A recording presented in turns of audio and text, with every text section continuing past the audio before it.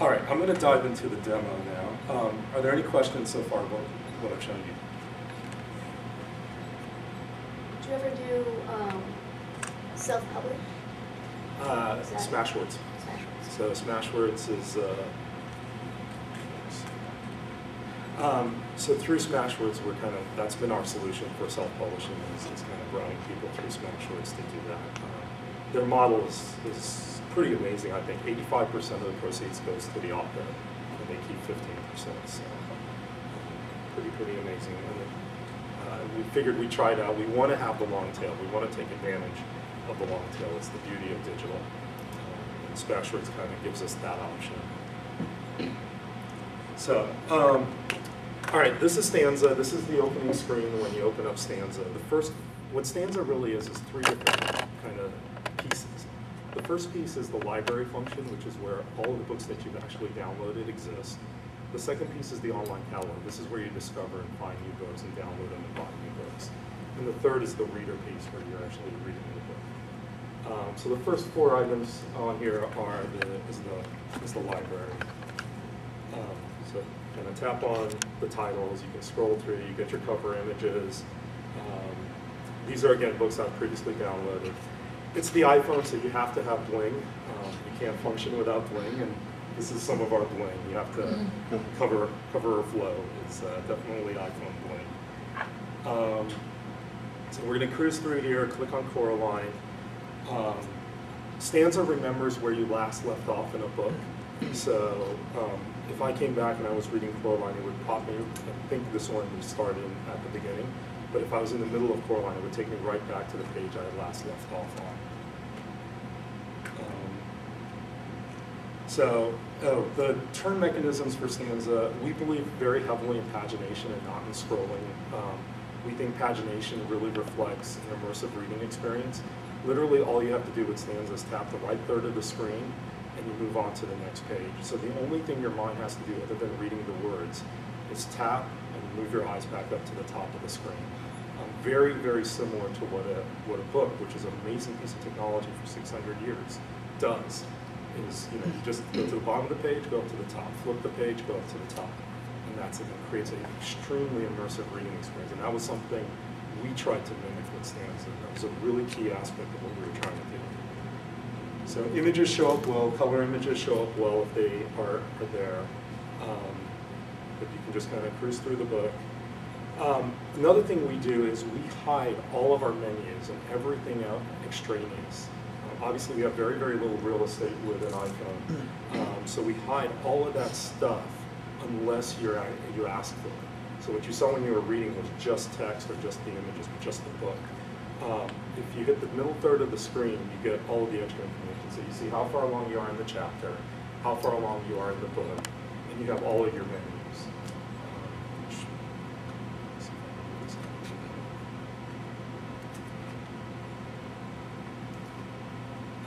So the table of contents, it works and exists just like a regular book. You can tap on one screen and you move on to that portion of the book. All of the settings are here. So all of the stuff I talked about, we realized early on that people prefer to read at nighttime with white letters on a dark background, as opposed to during the daytime, darker letters on a white background. So we created the concept of a night theme. We also have lots and lots of different themes. We kind of played around with this. This was kind of fun. We got to name themes. So red letters on a black background is the vampire theme. You can envision maybe some social stuff around this where you can send themes to different people coming in the future, possibly. But here you can see a lot of our textures and things of that nature. A lot of this stuff is bling. And, most people are reading in your basic, white letters on a dark background or vice versa. We have to support lots and lots, because we support so many languages, we have to support lots and lots of hyphenation tables. So you have to be able to hyphenate in British English as opposed to American English, or you have to hyphenate in Danish or whatever else. For a lot of people who read in bed, and as you saw, that's kind of the #1 place people read. When you're reading in bed, the accelerometer in the iPhone drives you utterly batty. It'll cause you to go back and forth between landscape and portrait. So we have a lockbook rotation feature, which allows you to lock in the rotation for the book. can swipe or tap to move forward a page.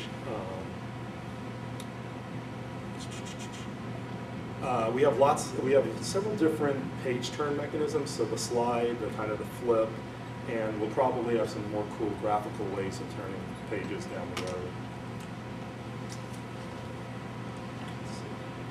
And then once you save your settings, Stanza remembers your settings for all the books. So this was the night theme that you just saw flipping back and forth from. You can also do searches within the book for full text searches. So we're going to search for Happy and Coraline, which will come up pretty regularly.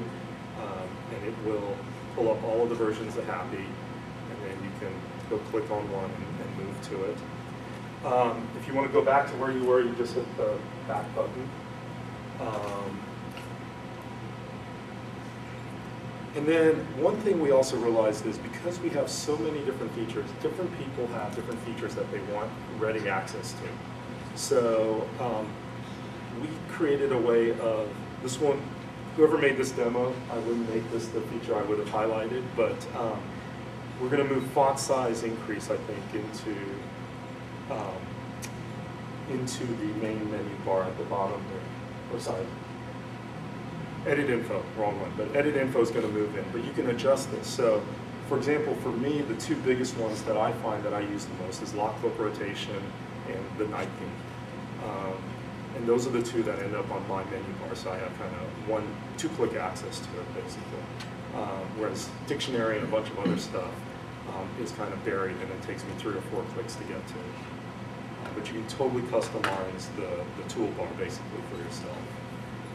So earlier I talked about we allow you to change the cover image, we allow you to change the subject. This is not in the book itself, this is really in the library itself. So one of the big problems is H.G. Wells, depending on what book you're reading and where it came from, will be either H.G. Wells with periods, H.G. Wells without periods, or George Wells. And all of a sudden, when you're sorting by author, you have 4 or 5 different H.G. Wells, basically, when you want all of his books lumped in together. That's why we have this feature of the ability to edit things. Here we're going to do a cover lookup, and we're going to switch the Coraline cover image from what it was to the movie poster in this particular case. We're just banging on the internet to find all of these images. Again, it doesn't change the actual physical cover, or the actual cover of the book within the book itself. This is just in the library area. You can also cruise around the book through the slider mechanism, which I just showed there.